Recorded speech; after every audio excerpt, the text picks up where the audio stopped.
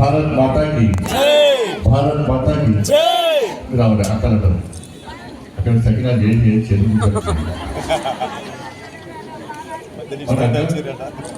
మరి పొద్దున ముగ్గురు వేసేస్తారు వాళ్ళు. వాళ్ళు రేపే ఎరువుడి రేపే రేపే ముగ్గురు సిరిసిల్లో మర్చిపోయి 4 కూడా ఇస్తారు. భారత్ మాతాకి భారత్ మాతాకి, భారత్ మాతాకి జై శ్రీరామ్, జై శ్రీరామ్. నరేంద్ర మోడీ గారి నాయకత్వం, నరేంద్ర మోడీ గారి నాయకత్వం, జేపీ నడ్డా గారి నాయకత్వం, రామచంద్రరావు గారి నాయకత్వం. జై శ్రీరామ్. అందరికీ నమస్కారం. మీ అందరు కూడా సంక్రాంతి పండుగ శుభాకాంక్షలు. తిట్టుకోకూరి మేము సంక్రాంతి సకినాలు చేసుకుందామని చెప్పి పెట్టి తడితే మా శ్రీకాంత్ వచ్చి మా గోపి ఆదేశం వచ్చి మా పంట ఖరాబ్ చేసిండు. తను మీటింగ్ పెట్టేది మాత్రం తిట్టుకోకూడదు. తిట్టుడు రాక నేను చెప్పిన ఇంటిని పోదామంటే ఇంటిని పోతే మొత్తం కడుపుతో మొత్తం సంక్రాంతి పెడతాను అని చెప్పిన. అందరూ సంతోషంగా ఉండాలి. మీరు మీ కుటుంబాలు నిన్ను నూరేళ్ళు ఆరోగ్యాలతో ఉండాలి. ఈ సంక్రాంతి ఒక ప్రశాంతంగా ఒక సంతోషకరమైన వాతావరణంలో మీ కుటుంబాలతో కలిసి జరుపుకోవాలని చెప్పి మనస్ఫూర్తిగా అమ్మవారిని వేడుకుంటూ సిరిసిల్ల ఇవాళ రేపు ప్రకటిస్తారు. ఏదో కాంగ్రెస్ వాళ్ళు డౌట్ తింటున్నాడు. మొదలాంటి ఎన్నికలు మున్సిపల్ ఎన్నికలు అన్నారు. సర్పంచ్ ఎన్నికలు అయిపోయినాయి. సర్పంచ్ ఎన్నికల చేయి గుర్తు రావడం ఓటు ఎదురు అక్క ఎదురా ఈ చేతికి ఎవరు ఓటు వేయాలని చెప్పి ఆ సింబల్ ఉండదని చెప్పి ఎన్నికలు జరిపి గెలిచినందరూ గప్ప కింద కప్పుకున్నారు. ఎవరు ఎంత తీసుకపోతే గప్ప కాంగ్రెస్ కాంగ్రెస్ కాంగ్రెస్ అన్నారు. ఇప్పుడు మున్సిపల్ ఎన్నికలు ఉన్నాయి. చేయి గుర్తు కనబడితే ఎవ్వరు ఓటు లేరు. అబ్బో మీరు కూడా రకాయ వచ్చి ఏమైనా తులం బంగారం ఇచ్చినాక మీకు అందరూ కొంచెం గట్టిగా ఉంటుంది కానీ వెళ్ళగా కాంగ్రెస్ ఎత్తుకోపోతారు. ఇచ్చు పక్క వీళ్ళు ఎత్తుకోకూడదు అంటారు. మీరు ఒప్పుకుంటారు ఏదైతే మా ఇంటికి అబ్బో నేను తులం బంగారం మీద అంటారా ఇచ్చిరా ఇస్తే ఓటేరు కాంగ్రెస్. తులం బంగారం ఇస్తే కాంగ్రెస్ వాళ్ళు ఓటేరు. మరి మీ తల్లికి పెంపించారా? స్కూటీ ఇచ్చిరా? ఇయలే. స్కూటీ ఇయలే. మరి ఇండ్లు ఇచ్చిరా? ఇండ్లు ఇయలే. మీ పిల్లలకు ఉద్యోగాలు ఇచ్చిరా? ఇవన్నీ పక్కన 2500 రూపాయలు పెన్షన్ మీకు ఇచ్చిరా? మీ అకౌంట్లో చూసుకున్నారా? మీ అకౌంట్లో మరి శిశువులందరికీ 2500 రూపాయలు ఇచ్చారు కదా. మరి 4000 రూపాయలు ఆసరా పెన్షన్ ఇచ్చిరా? ఇయలే. మరి నేతలు బాగుంటారు. ఈ నేతలకు సపరేట్ స్కీమ్ పెట్టి పైసలు ఇచ్చిరా? మరి ఓటు ఎందుకు వేస్తారు కాంగ్రెస్ పార్టీకి? వేస్తారా? మరి 1000-2000 ఇస్తారు కాదు. వాళ్ళు ఇప్పుడు అధికారం ఉన్నారు కదా. నువ్వు మా ఊళ్ళో మేము బికారి కదా అక్క మేము వచ్చి దండం పెట్టి చేసినామన్నా మాకు ఓటేంటి అంటారు. అవును కదా. కానీ బీఆర్ఎస్ వాళ్ళేమో కాంగ్రెస్ వాళ్ళు అధికారం ఉన్నారు. ఇప్పుడు వాళ్ళు ఏమంటుంటే 2500 ఈ తులం బంగారం, ఈ పెప్పులు, స్కూటీలు, 2500 రూపాయల పెన్షను, 4000 రూపాయల పెన్షను, ఈ రోడ్లు, మోర్లు, లైట్లు, కమ్యూనిటీలకు ఇవన్నీ ఏం జాతన్నాయి. ఇంటికి 2000 రూపాయలు ఇస్తాము. ఓటు వేసుకుంటాం. బరాబరు మన 5 సంవత్సరాల దాకా మేము సంపాదించుకుంటాం.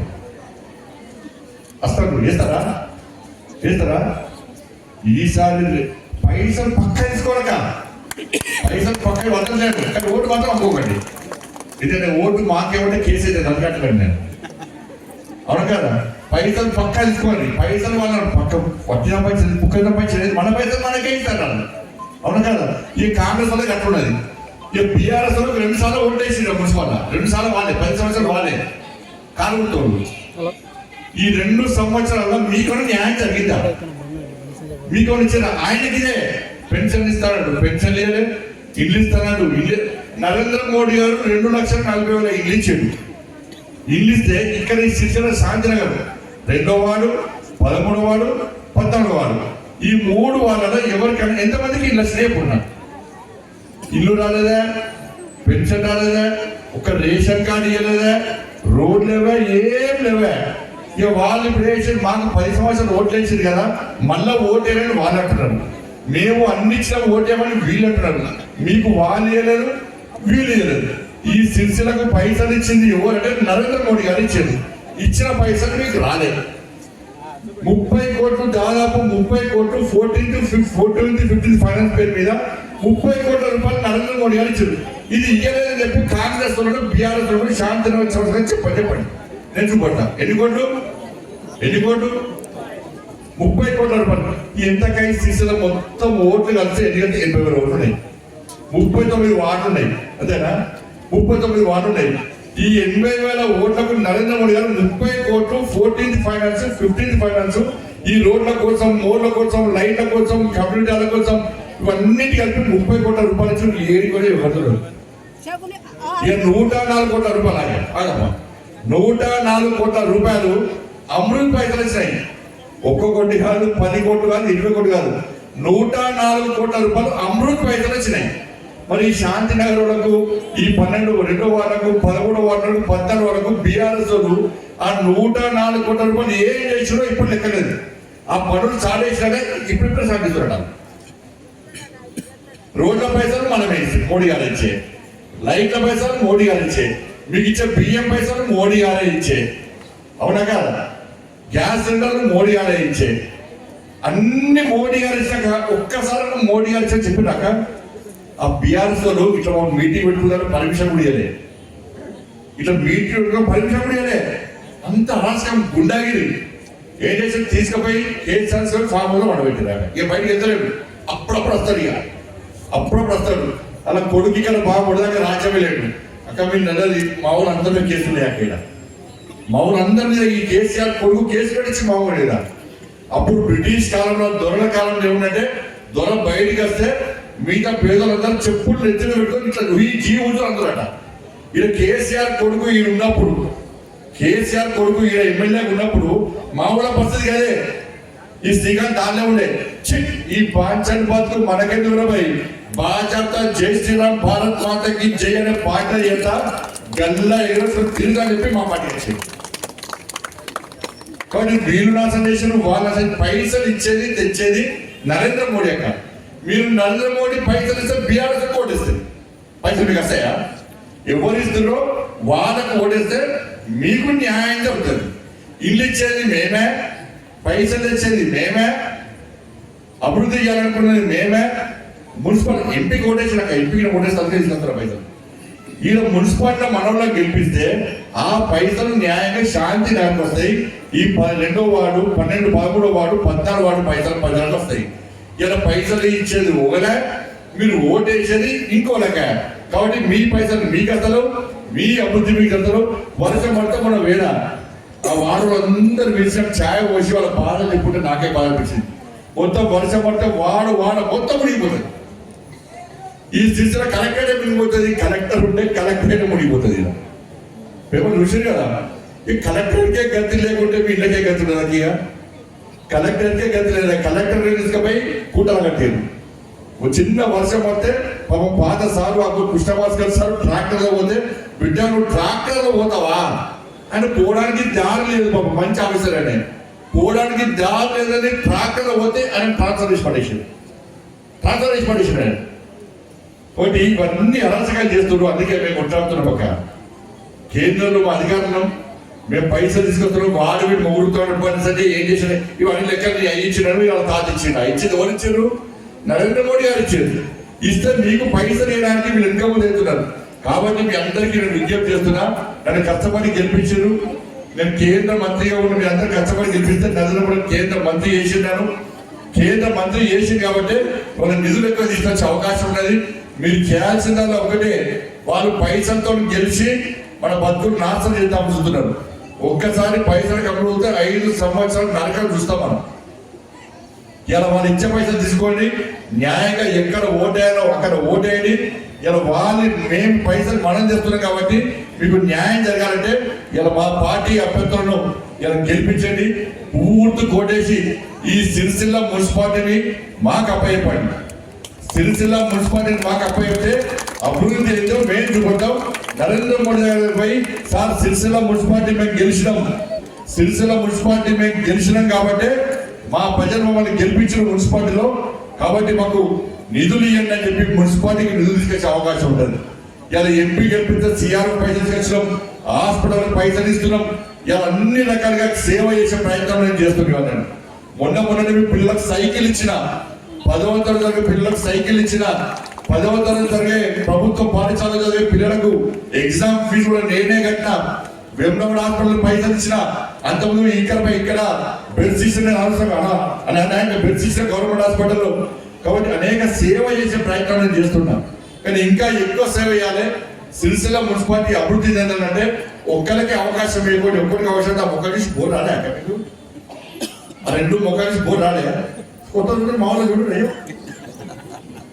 కొట్లాడతాం, కొట్టాలి పై తీసుకెళ్తాం. వాడు దయచేసి మీ అందరికీ నేను వేడుకుంటున్నా. ఇలా మొట్టమొదట మరి శాంతినగర్ అక్కలు మా అన్నలు చాలా మంచోళ్ళు, వాళ్ళ ఆశీర్వాదం చాలా మంచిగా ఉంటుందన్న. ఈ 3 వాళ్ళు బీఆర్ఎస్ కాంగ్రెస్ తలకాయ కిందికి కాలం మీది పెట్టినా ఇది బీజేపీ గెలుస్తుందని చెప్పి మామూలు చెప్పారు.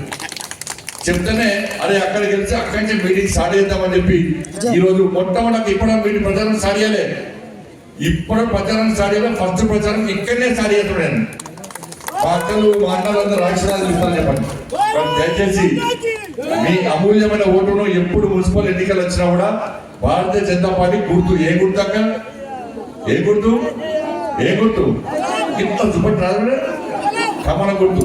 అమ్మవారికి ఏ గుర్తిస్తారు, అమ్మవారికి ఏం పువ్వు, ఈ పువ్వు ఎవరిది?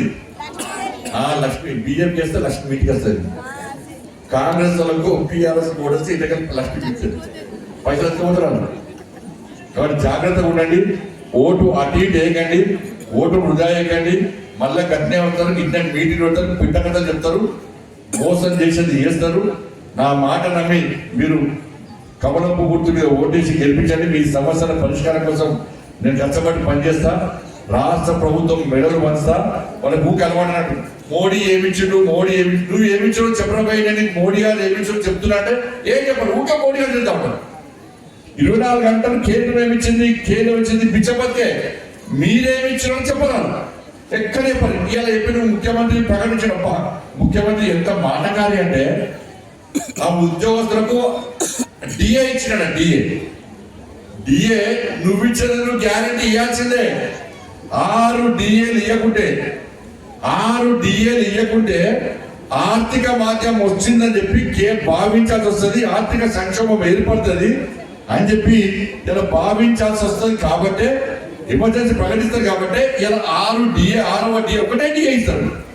ఈ 2 సంవత్సరాల కాంగ్రెస్ పార్టీ పాలనలో ఒకటే డిఏ ఇచ్చిన మొన్న మళ్ళీ 2 డిఏ, 6 డిఏలు పెండింగ్ ఉంటే వాళ్ళ ఆర్థిక మాధ్యమం ఏర్పడుతుందని చెప్పి భావించాల్సి వస్తుందని భయపడి వాళ్ళ డిఏ ఇచ్చామంటున్నారు. ఎవరైనా కోర్టు పోతే ఏమిటది, కోర్టు 6 డిఏలు ఒకటిసారి ఇవ్వమంటారు. కోర్టు ఏం చేస్తుంది, ఏమైనా కోర్టు పోతే 6 డిఏలు ఇవ్వమంటారు భయపడి ఇవాళ నేను డిఏ ఇచ్చాడు. పోయినసారి దసరా కన్నా ముందు ఎప్పుడో ఇచ్చిండు, 2 నెలలకోసారి డిఏ ఇస్తాను ముఖ్యమంత్రి, ఒక్క డిఏ కూడా మళ్ళీ ఇచ్చాడు. ఇక మళ్ళీ ఇయ్యడు, ఇక మళ్ళీ ఇవ్వకుండా మళ్ళా 6 నెలల తర్వాత మళ్ళీ ఒక డిఏ ఇస్తాడు. ఈ పెండింగ్ డిఏ అంటే పెండింగ్ కూడా ఉంటాయి. కాబట్టి ఈ డిఏ ఇస్తే ఉద్యోగస్తులు ఏం సంతోషం లేదు వాళ్ళు. ఇవాళ ఇంకోటి ఏమంటుండే, ₹1,00,000 బీమా, ప్రమాద బీమా అంట. బ్యాంకు అకౌంట్ ఉన్న వాళ్ళందరూ కూడా 20 లక్షల బీమా కామన్ వస్తుంది. ఉద్యోగస్తులకు బ్యాంకులో బీమా ఇస్తారు, నువ్వు ఇచ్చేది బీమా, బ్యాంకులో బీమా ఇస్తారు, నువ్వు ఇచ్చేది బీమా. నాకు అర్థం కాదు. పోనీ ఈ బీమాకు బడ్జెట్ కేటాయించినావా చెప్పరా? ఈ బీమా ఇవ్వడానికి నువ్వేమైనా బడ్జెట్ కేటాయించినావా? నేను పైసలు ముఖ్యమంత్రి ఏమన్నా తలకాయ నరికిన ఒక్క పైసలు లేదంటున్నాడు. ఇవాళ ఊళ్ళో ఎదిగాడు, మరి తలకాయ నరికిన ఒక్క పైసలు లేదంటున్నాడు. ఏమో ఊళ్ళో ఎదిగాడు, పైసలు లేవనబడుతుంది, 30 పైసలు లేవనబడుతుంది. నీకు ఓటేసేలా రోడ్లు అవుతాయా, బోర్లు అవుతాయా, పెన్షన్లు వస్తాయా, నేతలకు ఉపాధి జరుగుతుందా, మనం న్యాయం చేస్తావా? ముఖ్యమంత్రి పైసలు ఏమో నాకు ఎందుకు ఓటు. కాబట్టి అంతా కూడా ప్రజలను మభ్యపెట్టడానికి, మోసం చేయడానికి ఒక ఉద్యోగస్తులు పాపం వాళ్ళ జీతాలు వాళ్ళ బ్యాంక్ అకౌంట్లో వాళ్ళ జీతాలు పెన్షన్ పైసలు ఇవ్వమంటేనే ఇస్తలేరు. ఇలా రిటైర్మెంట్ అయినాక ఏం చేస్తారు, రిటైర్మెంట్ అయినాక ఏం చేస్తాం, అరే రిటైర్మెంట్ పైసలతో ఇల్లు కొట్టుకుందాం, అప్పులు చేసుకుందాం, పిల్లలు పెళ్లిళ్ళు చేద్దాం, పిల్లలకు ఉద్యోగాలకు వ్యాపారం పెట్టిద్దాం అని చెప్పించి రిటైర్మెంట్ అయినాక కనీసం వాళ్ళ పైసల కోసం మొన్న హైదరాబాద్ పోతే వాళ్ళ మీద కూడా లాఠీచార్జ్ చేసి వాళ్ళ కూడా చేసి మా పైసలు మాకిని మేము జమ చేసుకున్న పైసలు మాకేనంటే వాళ్ళకి ఇవ్వడానికి పైసలు ఇవ్వట ఇప్పుడు బీమా ఇచ్చినా నేను టీఏ ఇచ్చినా అని చెప్పి ఇలా రాష్ట్ర ప్రభుత్వం ఇలా ప్రగల్భాలు పడుతుంటే ఉద్యోగస్తులు అంత అమాయకులు కాదు.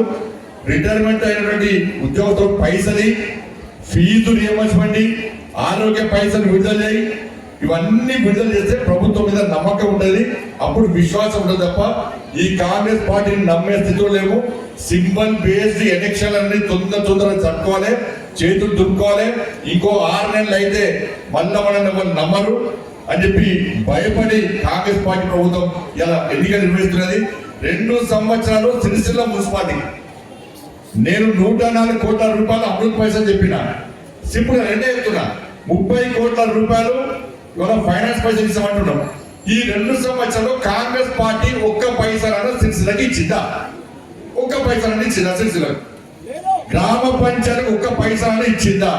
ఇక ఓట్లు వేయించుకొని పేరంటే 5 సంవత్సరాలు మళ్ళీ మీ లాభాలు అవుతుంది. కాబట్టి అన్ని ఆలోచించండి, ఆలోచించి ఇలా భారతీయ జనతా పార్టీకి ఈ సిరిసిల్ల మున్సిపాలిటీని అప్పచెప్తే ఈ సిరిసిల్ల మున్సిపాలిటీ అభివృద్ధిలో మేము చేర్చుకుంటాం. కేంద్రం నుంచి నిధులు తీసుకొస్తాం. బీఆర్ఎస్ పార్టీ ఓటేస్తే బీఆర్ఎస్ పార్టీ పరిస్థితి నాకు గడక వాళ్ళు ఇక్కడ లేరు, అక్కడ లేరు, వాళ్ళకి ఒక్క ఎంపీ లేరు, ఒక్క ఎంపీ గెలవాలి, ఒక్క ఎంపీ గెలవాలి బీఆర్ఎస్. ఇలా కేసీఆర్ కొడుకు అంటున్నాట, బీజేపీకి ఏముంది, నీకేముంది, నీ అయ్యకి ఏమన్నా చెప్పరా? నీ అయ్యే ఫామ్ ఎవరన్నాడు, నువ్వు తిరిగినా ఎవరు అడుచుకోలేదు. నేను ఒక్క ఎంపీ గెలవలేను, ఎమ్మెల్సీకి క్యాండిడేట్ దొరకలే. ఎమ్మెల్సీలో మనం గెలిచాం, ఒక 2 గెలిచాం ఎమ్మెల్సీ. బీఆర్ఎస్ లో క్యాండిడేట్ దొరకలే. బీఆర్ఎస్ లో ఒక్క ఎంపీ లేదు. 100 సీట్లు గెలుస్తామన్న కేసీఆర్ కొడుకు ఇలా ఏమైంది నీ పరిస్థితి? నీ ఎమ్మెల్యేలు నీ పార్టీలో ఉంటారా అని గ్యారెంటీ లేని పరిస్థితి. అసలు నీ పార్టీ ఉంటుందా అని గ్యారెంటీ లేని పరిస్థితి. చెల్లి ఒకదికి పోతున్నది, అల్లుడు ఒకదికి పోతున్నాడు, కొడుకు ఒకదికి పోతున్నాడు. మా ముస్లాన్ని పెద్దనే ఇక వచబడక రోజు 4-5 పెగ్గులు తప్పుడా ఫామ్ వల్ల పట్టుకున్నాడు. నెలకు ఒక్కసారి బయటికి వెళ్తాడు. నేను ఉన్నా అని చెప్పుకోవడానికి యశోదాస్పత్రికి పోతాడు. కేసీఆర్ ఉన్నాడంటే యశోదాస్పత్రికి చూడాలి, జస్ట్ కోసం అని మంచి కూడా కోరుకుంటాం. ఇంకో రాష్ట్రం కోరుకునే పార్టీ భారతీయ జనతా పార్టీ కాదు. కేసీఆర్ సారు నిండు 100 ఏళ్ళు ఆయుర ఆరోగ్యంతో ఇంకా ఎక్కువ ఐశ్వర్యంతో బతకాలని కోరుకుంటాను. ఇంకో రాష్ట్రం కోరుకునే పార్టీ భారతీయ జనతా పార్టీ. అందరూ క్షేమం కోరుకుంటాం మనం. కానీ కేసీఆర్ సార్ ఏం లేకుండా అప్పుడప్పుడు యశోదాస్పత్రికి పోతాం, పోయి నేను ఉన్నా చెప్పుకుంటాడు. ఇక ఏమైనా ఎలక్షన్ అప్పుడు బయటకు వస్తాడు, నేనున్నా మళ్ళీ చెప్పుకుంటాడు. కాబట్టి బీఆర్ఎస్ పార్టీ ఉండాలని గ్యారెంటీ లేని పరిస్థితి పెట్టుకొని ఇలా బీజేపీ ఏముంది అంటే, బిడ్డ ఇప్పుడు మున్సిపల్ సంగతి చెప్తాం బిడ్డ. హైదరాబాద్ జిహెచ్ఎంసీ ఎన్నికల్లో మేయర్ కొట్టేది మేమే, కరీంనగర్ కార్పొరేషన్ లో మేయర్ కొట్టేది మేమే, ఈ సిరిసిల్ల మున్సిపల్ చైర్మన్ కొట్టేది మేమే, విమలవాడ మున్సిపల్ చైర్మన్ కొట్టేది మేమే. పోయినసారి సిరిసిల్ల మున్సిపల్ బీఆర్ఎస్ కంటే ఇండిపెండెంట్ గెలిచారు. ఇండిపెండెంట్ గెలిచింటే కేటీఆర్ లేవటం మీద ఇండిపెండెంట్ గెలిచారు. కేసీఆర్ మీద ఎంత వ్యతిరేకత ఉందో ఒక్కసారి అర్థం చేసుకోండి. పార్లమెంట్ ఎన్నికల్లో ఈ కేసీఆర్ కొడుకంటే ఎక్కువ నాకు వచ్చినాయి. అందుకే సిరిసిల్లను ఎప్పుడు మర్చిపోను, సిరిసిల్లకు ఎప్పుడు అండగా ఉంటా. ఏ సమస్య వచ్చినా, మొన్న వర్షం వస్తే హెలికాప్టర్ తీసుకొచ్చింది నేనే. కేసీఆర్ కొడుకు హైదరాబాద్ ఉన్నాడు, అంత అయిపోయినాక వచ్చి ఏదో అంటే కూరంతా అయిపోయినాక కళ్యాణకి వెళ్తారు కదా, అలా కళ్యాణ కోత్మీర్ కొండే అంటారు. కోత్మీర్ కొండలకు వచ్చిండు, ఇలా చూసి పీకినాక హెలికాప్టర్ తెచ్చి తెప్పించిన వారు నేను తెప్పించిన, ప్రజలను కాపాడిన వారు నేను కాపాడినా. అక్కడ ఇబ్బంది పడవలకు ఆర్థిక సాయం చేసిన వారు నేను సాయం చేస్తా, ఆర్థిక నేను సాయం చేసిన. నువ్వు రూపాయి ఇచ్చినావా? లేకుండా హెలికాప్టర్ వర్క్ వచ్చినావా? కలెక్టర్కి ఫోన్ చేస్తావా? ఎస్పీకి ఫోన్ చేస్తావా? చేసింది నేను, కాపాడింది నేను. ఆపద వస్తే కష్టం వస్తే వచ్చేది నేను. కేంద్ర మంత్రిగా ఉన్న సామాన్య కార్యకర్త లెక్క ప్రజలకు అందుబాటులో ఉండేది నేను. ఆపద వస్తే కష్టం వస్తే రాకుండా హైదరాబాద్ ఉండడానికి ఓటేస్తారా? లేకుండా మీకు ఆపద వస్తే కష్టం వస్తే మీ సమస్యలు పరిష్కారం వచ్చే మా పార్టీకి ఓటేస్తారా? ఒక్కసారి ఆలోచించుకోండి. మాయ మాటలు మబ్బ పెట్టే మాటలు నమ్మకండి. అధికారంలో ఉందని ఒకరు, గతంలో అధికారంలో ఉన్నామని చెప్పి ఇంకొకరు, వీళ్ళిద్దరు మోసం చేస్తారు. కాబట్టి ఇవాళ మోసపూరితమైన మాటలు నమ్మకుండా భారతీయ జనతా పార్టీ అభ్యర్థులను గెలిపించాల్సిందిగా మీ అందరికీ విజ్ఞప్తి చేస్తూ మళ్ళా వస్తా, మళ్ళీ మీ అందరినీ గెలుస్తూనే ఉంటా. మీ అందరి ఆశీర్వాదం కోసం మా ఊరు కూడా వస్తారని చెప్పి మీ అందరికీ విజ్ఞప్తి చేస్తూ సకినాల పండుగైనా బొగ్గుల పండుగైనా అన్ని పక్క పెట్టి ఇంత పెద్ద సంఖ్యలో మమ్మల్ని ఆశీర్వదించడానికి వచ్చిన మీ అందరూ కూడా హృదయపూర్వక ధన్యవాదాలు తెలియజేస్తూ ముగిస్తున్నాను. భారత్ మాతాకి జై, జై శ్రీరామ్.